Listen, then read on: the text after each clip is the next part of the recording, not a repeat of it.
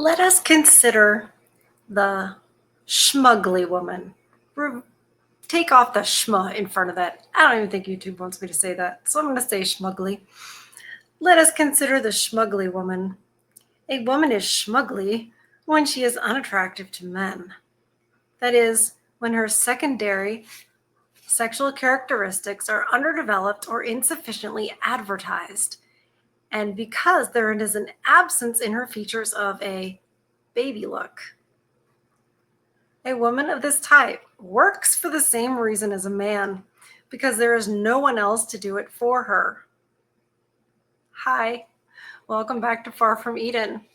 We are continuing the journey of reading, because it's a journey. And as you just heard, she does not mince words. Who is she? Miss Velar. Put this here because it needs to focus. Sorry, I hid myself. I think by now you guys know the book and you know the author. This is, I think, like 22nd installment. We're just forging right through. It was written in 1971. And a lot of you guys are amazed by how she describes things, how she analyzes what women do to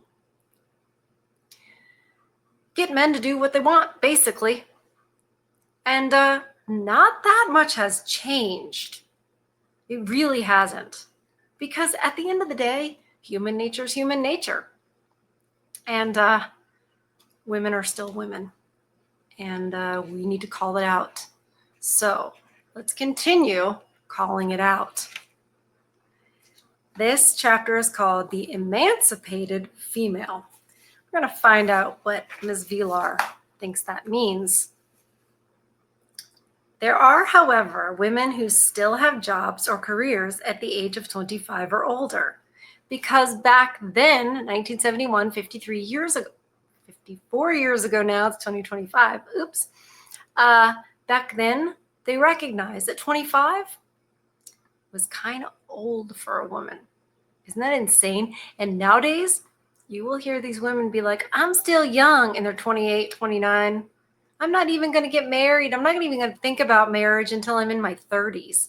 That's a big reason men are like, no, thank you, because obviously having children is not a priority for them. And from what I have learned from you men is you want families, you want children, you want women who want to have babies. You don't find it attractive for women to disparage that, for them to say, oh, children are annoying or anything like that. It's a huge turnoff for you. And I didn't know that for the longest time. You would be surprised how women are taught about men, like what we're taught about you guys. And it isn't like, let me sit you women down and tell you all about men. It's through movies, music, things women say, like my husband isn't trained yet, or I'm still training him. I've heard that many times. I heard that when I was a kid. I heard grown women saying that. And the sad part is that it wasn't sad. I should have been sad when a grown woman said that about a husband, because that's not right. It's not right. You don't treat people like that, especially your husband. Good gracious. And the husbands were just going along, not realizing that that's how the women saw them. And that's why I do this. And that's why I'm reading this, because it's important that you guys have insight.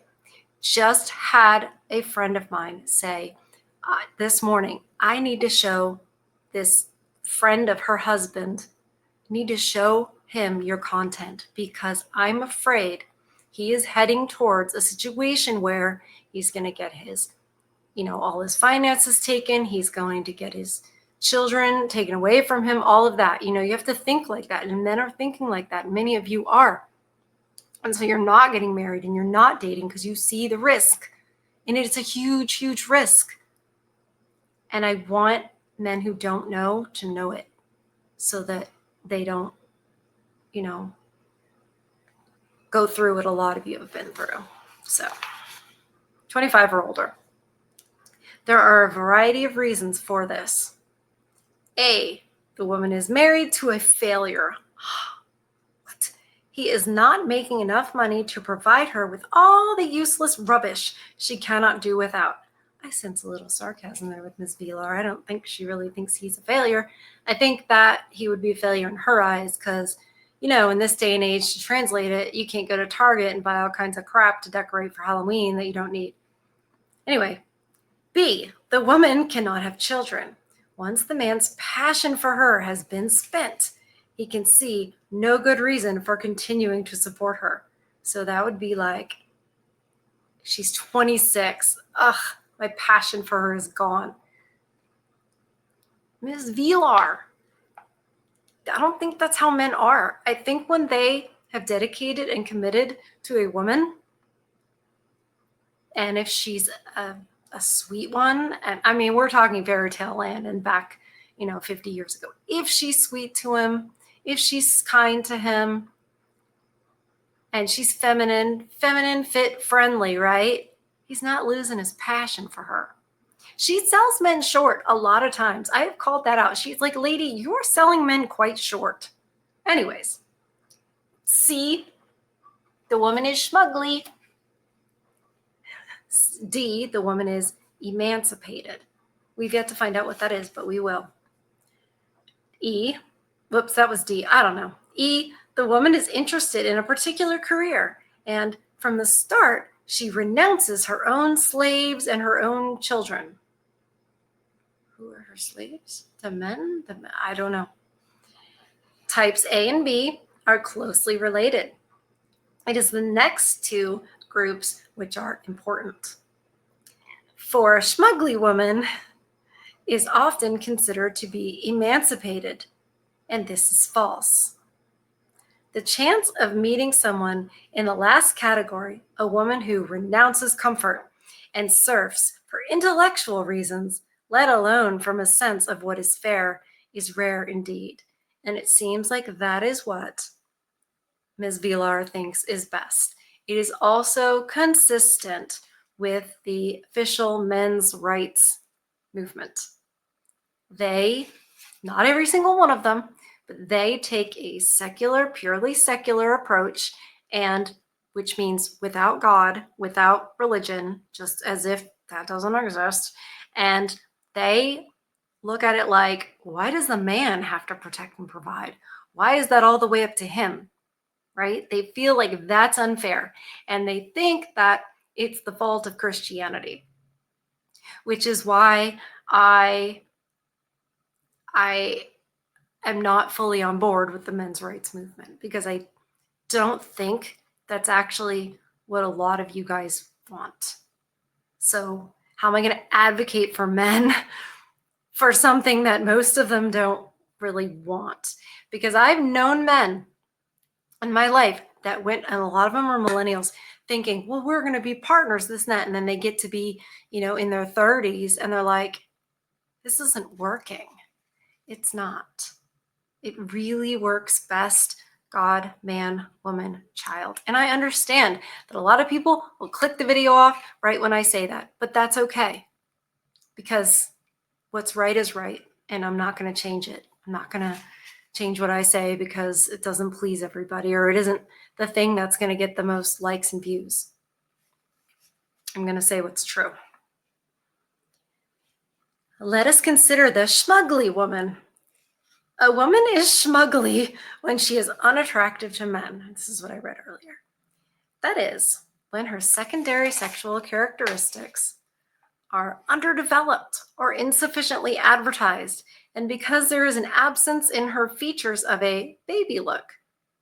No, men like women, they like beautiful young women because it signals to them fertility. I would say, Ms. Vilar, aren't you a fan of science? So don't you understand that a man's instinct is to look, he's not even thinking about it, but he's looking like fertility, a fertile woman is attractive. That's just how he's made. You don't have to believe in God for that. It's literally scientific. But people have vilified it and said it's creepy or whatever. And I think Miss Vilar is doing a little bit of that right now. A woman of this type works for the same reason as a man, because there is no one else to do it for her. Yet, whereas man keeps a wife and children with his income, she works for herself alone. She would never use the money she earns to finance the life of a beautiful young man. Now they do. How funny. How funny. Oh, Ms. Vilar, you'd be shocked. Well, she's 89.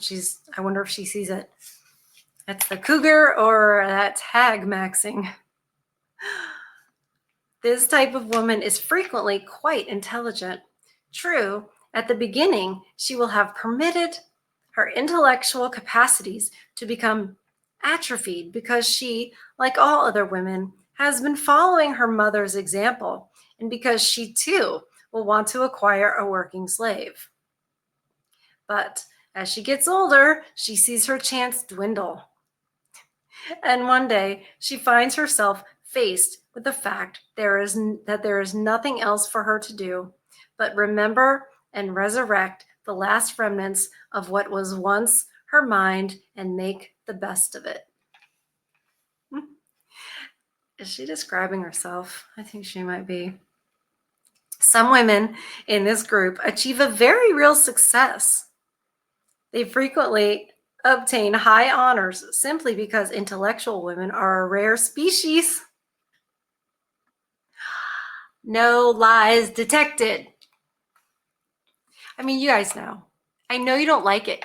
It's not that you're like, I want her to have a degree. I want her to, be a surgeon or something, right? It's that you want to be able to have a conversation with her. And when everything is superficial and she's not thoughtful, eh, you know, this is my opinion. I think that the wife should be good counsel to her husband. He should be able to talk to her with whatever he wants, whatever he chooses to bring up, and be able to bounce those things off of her to see what her opinions are, what her intuitions are. Yes, I said that. Because he can factor that in to however he's thinking. He can say, yeah, that's valid. No, it's not, etc. And he needs to have a person that he can be vulnerable with, that he can admit fears, etc. She needs to help instill that confidence in him and help build him up, right? Tell him, I believe in you. I totally believe in you. You can do this. She needs to be his cheerleader. I fully believe that. And again, this is why, you're not getting married. There are no wives. You need to be a wife before you get married. It's the type of person that you are. It's literally what you bring to the table. Putting on a white dress and saying some vows that you may or may not believe, right? That does not a wife make. It just doesn't. It's really, I despise that. And this is who these women are. They are often journalists, authors, politicians, doctors, or lawyers. What is more, they render a great service to the exploiters in the suburban villas. Look at that, these women say. We could do as well, but we renounced it all for you. The man, put off by these few examples of intelligent womanhood, is only too glad to cling to his imbecile, who will only be too glad to tell him that those intellectual blue stockings are ugly, bitter, lacking in charm, and are, in some, unwomanly. I think I'm doing that right now. And his preference for the lobotomized creature lying in his bed will increase 1,000-fold. After all, if necessary, if he becomes really desperate, he can always find a man to talk to. I think this is bringing something up that I hadn't thought of before. I think we're crooked. Hold on, I'm so sorry. I don't know, we might be still crooked. Anyway, I think there must have been something as life got very like that weak times create or strong good times create weak men. I think the women had a really easy time of it as the dishwasher came and air conditioning, like central air, central heat in most houses. They had their own car because now you had two cars. They have all these things that make their lives easier. Grocery stores, we take that for granted. They didn't always exist. It wasn't like a woman could just go to a grocery store and buy all the things ready made here and ready made there. She used to have to grow it. She used to have to bake the bread. You know what I mean? She wasn't having to do that anymore in the 20th century. So I think they started to become weak in a sense. They weren't required. Women used to be required, women of a certain class, right? Used to be required to know multiple languages. They used to play musical instruments. They used to have a knowledge of history and art and culture, right? It was part of growing up as a woman because you should be able to discuss these things at functions, at with your husband, and you should have that knowledge so you can be a good mother, right? It's more than rocking your baby and putting them to bed and whatever. You impart knowledge to them, Bible knowledge, right? And the whole context of it. Women used to have to know these things. And I'm thinking, based on what Ms. Vilar is saying and based on what I know of history, culture, all that, I think in the 20th century, women stopped doing any of that. So I think from Ms. Vilar's point of view, she's looking at him like, what even are you? Like, what are you even for? Right? Like, they seemed so shallow because they were, right? She is not discussing, cultured women of the 1800s. And maybe she's unaware of it. And if you didn't have that higher class, you know, educated woman in that way, and I don't mean university, you don't have to learn everything in university, you don't have to have a degree. I'm a college dropout. So I think that she's comparing it. And so if you weren't part of that high society, what were you doing? You were working in the field with your husband. My great aunt, my great aunt, she cooked breakfast. They had a farm, tobacco farm, dairy farm. She cooked breakfast, biggest meal of the day for real, because you're about to send them. She'd cook it for her husband. She'd cook it for all the hands, the farm hands and everything. They even had German prisoners of war that were sent to work there, in the World War II. Anyway, so that's, all the people that were working there that were going to go work on the farm. She'd cook for everybody. Then she would clean up, put things away.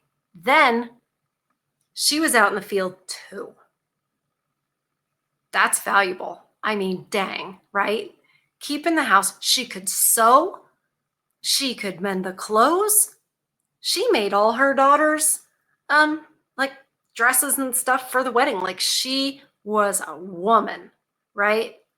Miss Vilar, I don't know. This is not on her radar, right? So she's looking at these 20th century pampered, soft life housewives. That's what she's looking at. And who's going to disagree? It's really easy to see where this mindset would come from, because when you compare that 20th century pampered woman to what the men were doing, yeah, she's like, come on, ladies, let's get it together and contribute something. And I'm for that. I don't agree with what they should contribute, but we both are like, stop being a pampered princess. It's an insult. It's an insult to men to think you're going to have this soft life. He doesn't have that option. Who's given him those sorts of options? Why should he be the one that is bringing things to the table? Why does the woman just get to, I am the table? No. And that's how we got here. where you guys are like, no, thank you. And I'm like, good. I don't know how you can tell any man, yeah, I think you should get married. Yeah, I think you should date. I don't get it. I understand that some of you are like, no, I want to find a woman. I want to try. There are still good women out there. Yeah, there are. But how do you know which ones? You can't. We are very good actresses. Trust me. And you can't tell. Also, we change. We are chameleons. Unfortunately, it's part of our DNA because men go off and die in war historically. You have to take your mind outside of 2025 or even 1955. You know what I mean? You have to take yourself back to, like, I don't know, 755 and be like, men went off and died in war and women needed a man. They needed one. They needed the provision and protection. There's no birth control. You have a husband, you're going to get pregnant. And if you're just on your own, you're not safe. Not because all men are bad, but because some men are. You need the good ones to protect from the bad ones. And that's just a reality. And there was no like ready-made shelters. What are you going to do, woman? You're going to go build yourself a shelter? Come on. We don't even have the grip strength. Come on. So, yeah, it's not a history lesson, but you need the context to understand how we got here. We were made so that we could, if our husband went off and died in war, we could be a chameleon and switch. And the reason you have to be a chameleon is because when you are that man, the first man's helpmeet, you sort of adapt to him, right? And then he goes off and dies in war, and you're like, right? So you marry your second man. Well, you can't be the same wife because the wife has to be the wife that's good for the guy, right? And so you have to be able to, change a little for that second man. Women have taken this skill and it has been absolutely perverted to where they use it to take advantage. And it's horrible. And I know it's one of the things that makes you guys so mad, and rightly so.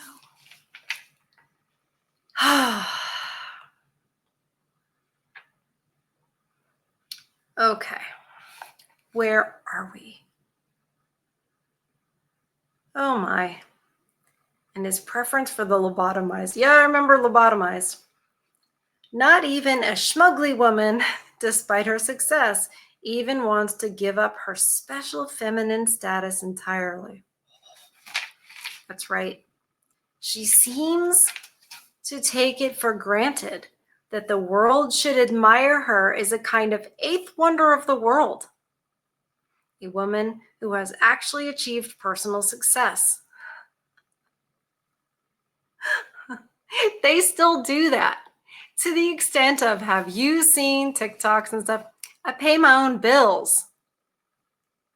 That's an eighth wonder of the world. Everybody's like an adult, right?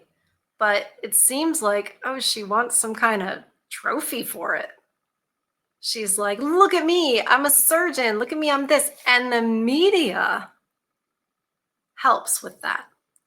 Case in point, everybody look, it's the first female fire chief of the Los Angeles Fire Department. Look at it's such a milestone. We should celebrate this. Woohoo! Uh-oh. Yeah, that didn't turn out so well.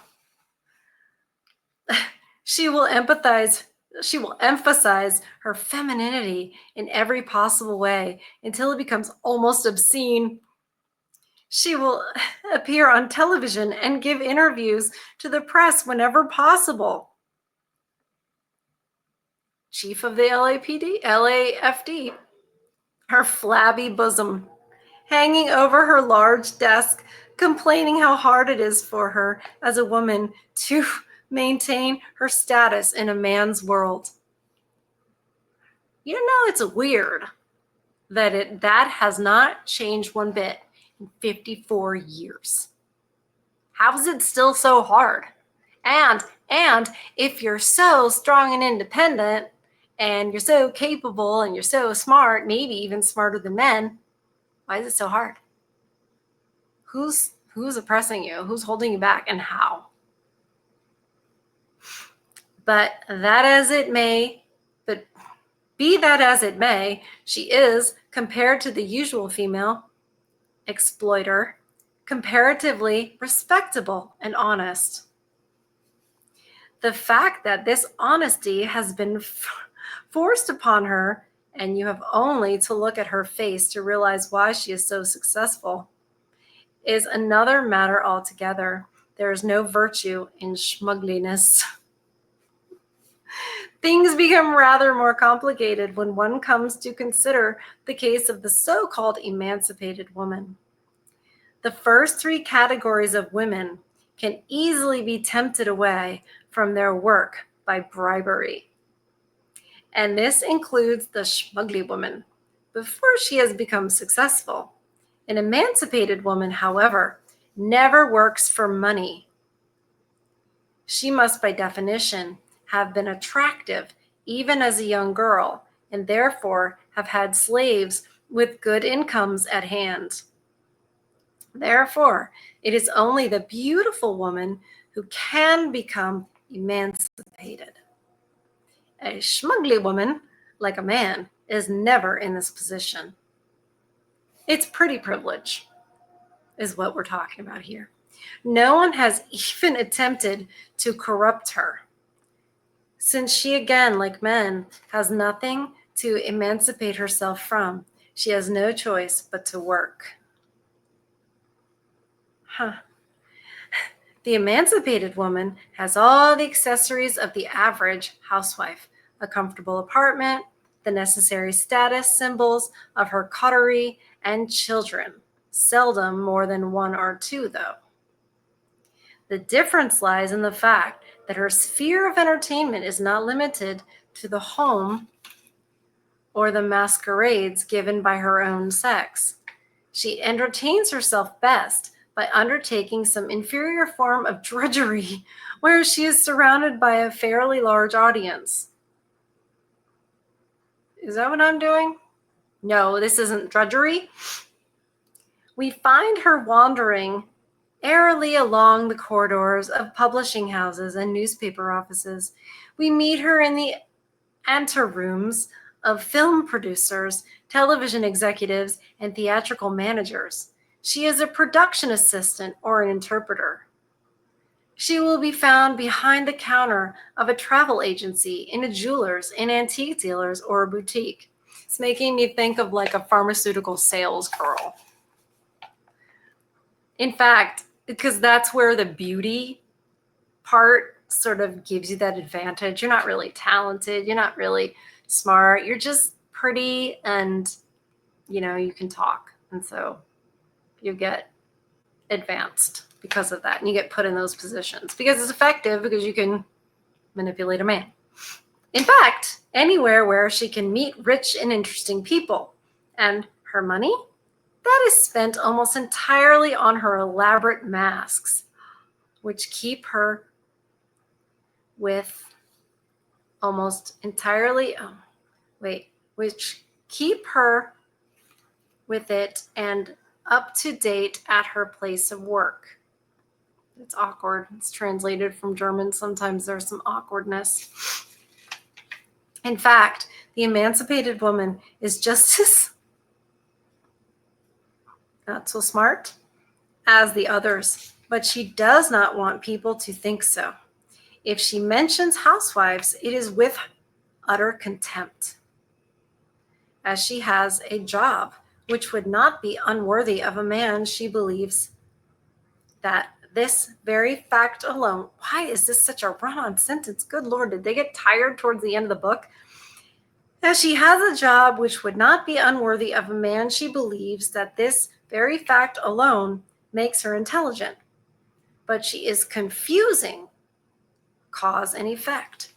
Men work only because they have to, and not because they are intelligent, and not because they want to. Women see jobs like you get to do it. That's what tricked us all into the workforce. Because it was like, oh, you get to do this. Your husband has this like privilege that he gets to go work. Seriously? And of course, that's not all jobs. No woman is thinking, he gets to go in the coal mine. He gets to go on the oil rig. He gets to climb up on telephone poles and, keep the electrical going. I don't even know how to say it. That just tells you how privileged it is to be a woman. You don't even have to understand like what makes the lights come on. They just come on. It's magic because men make it happen. And so women aren't jealous of those sorts of jobs. That didn't lure women into the workforce. It's glamorous things. It's things that get you attention. Things that get you attention, accolades, money. That's what women think jobs are about. And they think, I'm going to find my purpose and it's fulfilling. And men are like, it's pressure. You're a slave to your boss. It's day in and day out and day in and day out. The most interesting thing is when I see chicks in college and they're like, I'm going to be an aerospace engineer. I'm studying sociology and I'm going to be a counselor and I'm going to work in the, child protective care service because I want to help children. And a few years in, they're like, oh my gosh, the world is way worse than I thought it was, because they have no idea. They really don't. And I can tell you they don't because I didn't. I had no idea how people can be and what the world is actually like. No clue. And when you're a woman and you're in college, you don't learn that. It's all idealized, right? This is a big reason. It's one of the reasons teachers they can retire early. That is a very draining job. You're raising all other people's children and they're not raising them. So you got behavior problems. It's out of control. And it tears at you and it masculinizes women because we're not designed for that. We're designed for our families, to pour into our families, our husbands. We're designed to serve them and work hard for them, not the world, not some boss. Women don't understand. They don't want to submit to a husband and serve a family and work for a family. That is somehow oppression. Yet, they're going to slave and work and run themselves into the ground for a stranger, for stuff that no one's going to care. Decades later, no one cares. And you're replaceable. Men get this. They know this. Meanwhile, women are like, about it. Because we live in our own reality.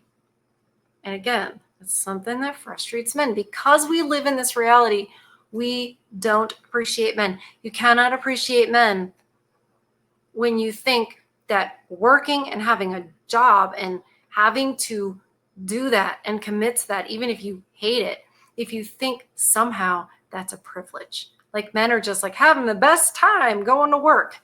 They want to come home to a loving family. Not, I can't wait to go to work. The women are figuring this out. And there are some Gen Z women that are like, forget this. I want to be ballerina farm lady. I want to have lots of kids and bake sourdough bread and,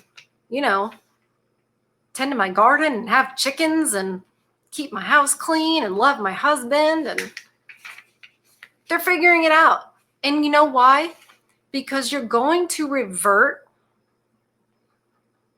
I think, to the truth. All of this is a lie.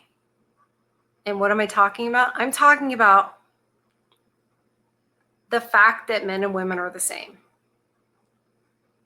The idea that men want a partner, right? Like somehow they want somebody to compete with. Like they want to be the same as somebody. It's a lie. It really is. So, and some men, like I said, they might even believe it for a time, but they're believing a lie. and it finally will not work, and people will seek out the truth. I really think there's a big movement for that. I made a video a few days ago, and some people freaked out. I lost subscribers over it. And it was about Trump doing the things that are difficult, right? Everybody's like, oh, you love Trump and you think he's a prophet. I'm like, no, I don't. I'm making a point. This is a movement. It's not about him. It's not about Trump. It's about the mindset of people, and that people are starting to realize what's true. And people are also starting to realize we need masculinity to save this whole thing. And some of those people that are realizing this are women. Do they get all of the truth? Do they understand the whole thing? Can they set down their ego? Not yet. But we can try to, wake them up as much as we can. And definitely warn the men of the truth about them. Because they're still dangerous as long as the court system is this way.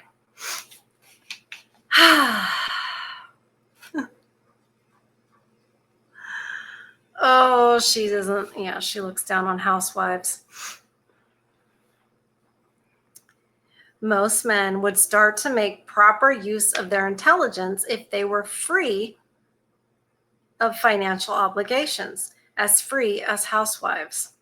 For example, a woman living at home has, in fact, far better opportunities of enjoying a stimulating intellectual life than one who is stuck between typewriter and dictaphone. Absolutely true.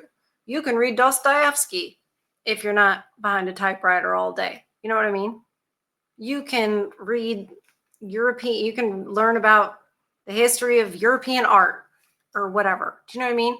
You can do that. But if you're behind a typewriter working for someone else, this isn't, you can't do those things. And men are always at work because they have to be. The work chosen by an emancipated woman rarely involves effort or responsibility, although she makes herself believe it involves both. As far as she is concerned, it is satisfying, stimulating, and keeps her from stagnating. Nothing's changed. She simply couldn't exist without it. Yet, if one gets down to the facts, she is never really dependent on it. Unlike a smugly woman, she could give it up at any time. She never works without life-saving apparatus. What?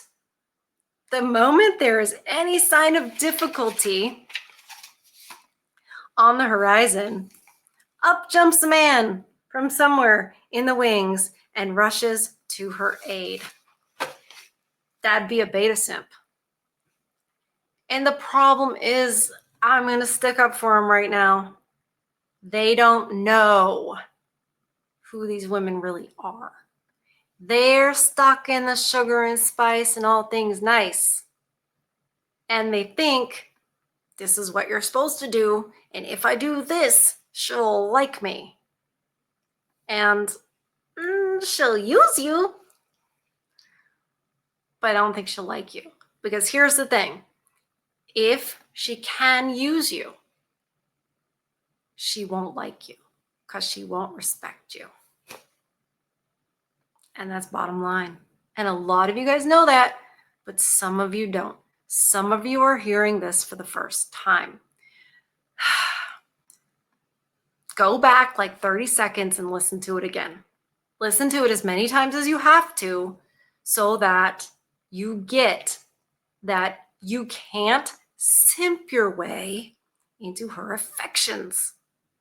The reason we're talking about the women right now, this is not really about the man, because you need to know. If you are going into the Amazon, I think you need to know where the poisonous snakes are. Or Australia, God, everything wants to get you in there. Like, you need to know where the snakes are. You need to know which color toad, frog you don't want to touch. Like, you need to know those things, right? You wouldn't just walk into the Amazon and have no idea. You wouldn't go somewhere and have no idea what the dangers are. oh, you're going to a really dangerous place. Have fun. Or better yet, let's say you were born yesterday, you don't even know, and you're heading to the outback of Australia. Uh-oh, it's not going to go well for you because you have no idea, right? Heck, take a walk in Arizona, in April and have no idea what a rattlesnake is or what to do if you come across one. That's what a lot of you men out there who are dating have no idea who these women are or what they are. That's what you're walking into. Walking into a snake pit, right? And you might not walk there if you knew that it was a snake pit. You're not walking into a pit of bunny rabbits, or even kittens will scratch you, but you know what I mean? It's not like a bunch of bunny rabbits or some harmless, cute creature. Snakes. So we are going to stop in the middle of that chapter because it's a long one, and I seem to have a lot to say. I love you guys, and that's why I tell you this stuff. That's why I started this channel.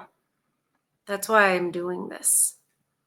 Because once you know this stuff, and there are enough men in your life that you've seen go through it, and other men that you don't want to see go through it, how can you not say this stuff? I don't understand.